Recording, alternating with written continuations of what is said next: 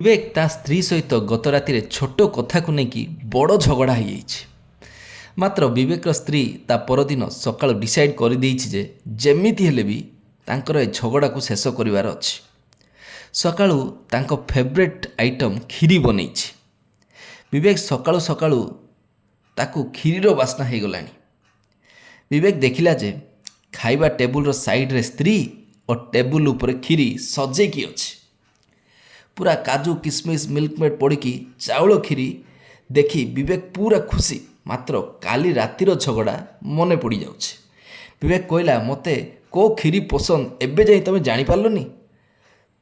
ତୁରନ୍ତ ତା ସ୍ତ୍ରୀ କିଚେନ୍କୁ ଯାଇକି ଗୋଟିଏ ତାଟିଆରେ ଛେନା କ୍ଷୀରି ଧରିକି ଆସିଲା। ବିବେକର ଖୁସି ଦ୍ୱିଗୁଣ ହୋଇଗଲାନି। ମାତ୍ର ଟିକେ ଆକ୍ଟିଂ କରିକି କହିଲା, ନା ନା ଏ କ୍ଷୀରି ମୋତେ ପସନ୍ଦ ନାହିଁ।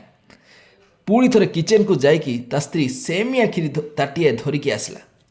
ବିବେକ ଆଉ ନିଜକୁ ରଖିପାରିଲା ନାହିଁ। ତା ପାଟିରୁ ଲାଳ ଗଡ଼ିଲାନି।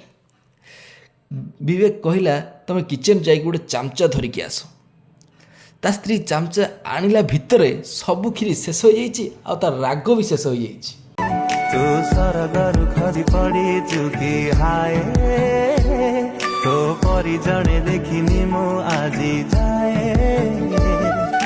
ଛୁଟିବାର ଦେଖି ତତେ ଗଢ଼ିଦେଲା କିଏ, ପାଇବ ତ ତେରେ ଯିଏ ଭାଗ୍ୟବାନ ସିଏ।